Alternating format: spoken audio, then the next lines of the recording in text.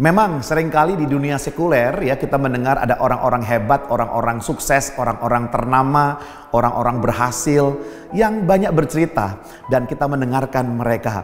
Ya, seringkali perbuatan-perbuatan mereka ketika jatuh bangun di dalam membangun bisnis atau ketika mereka memulai dari nol sampai kepada pencapaian saat ini, itulah yang mereka ceritakan. Kita sering bercerita tentang orang-orang hebat di sekeliling kita, tentang apa yang mereka lakukan, tentang apa yang mereka perbuat. Namun firman Tuhan hari ini berbicara bahwa kita juga harus menceritakan perbuatan-perbuatan dahsyat yang Tuhan lakukan dalam kehidupan kita.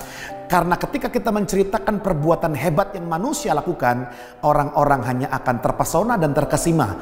Tetapi ketika kita menceritakan perbuatan-perbuatan dahsyat yang Tuhan lakukan, maka orang-orang bisa mendapatkan keselamatan hidupnya. Oleh karena itu firman Tuhan ayat ke-9 dikatakan hari ini dari kitab 1 Petrus pasal yang kedua dikatakan ayat ke-9, tetapi kamulah bangsa yang terpilih, imamat yang rajani, bangsa yang kudus, umat kepunyaan Allah sendiri, supaya kamu memberitakan perbuatan-perbuatan yang besar dari Dia yang telah memanggil kamu keluar dari kegelapan kepada terangnya yang ajaib.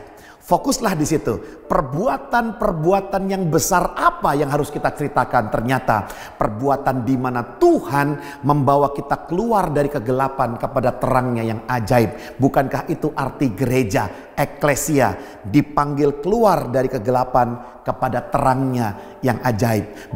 Beritakanlah berita keselamatan, beritakanlah kabar baik, kabar Injil bahwa Tuhan yang menciptakan manusia, Tuhan yang mengasihi manusia, Tuhan datang bagi mereka dan Tuhan mau bersekutu dengan mereka. Dari ayat barusan kita melihat bahwa Anda dan saya, kita adalah umat yang dipilih Tuhan.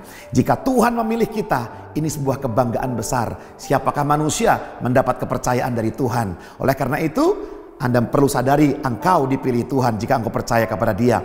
Yang kedua, kita adalah umat yang diharapkan menjadi imam. Menjadi imam, imam artinya perantara antara manusia dengan Allah. Maka Anda dan saya, kita bisa berdoa, bersyafaat, menjadi perantara antara mereka yang belum mengenal Tuhan kepada Tuhan yang harus dikenal. Yang ketiga, kita adalah umat yang kudus. Oleh karena itu orang yang percaya kepada Tuhan, hidupnya dikuduskan. Perilaku, pikiran, perkataan, perbuatannya di dalam kekudusan. Dan yang keempat, kita adalah umat kepunyaan Allah.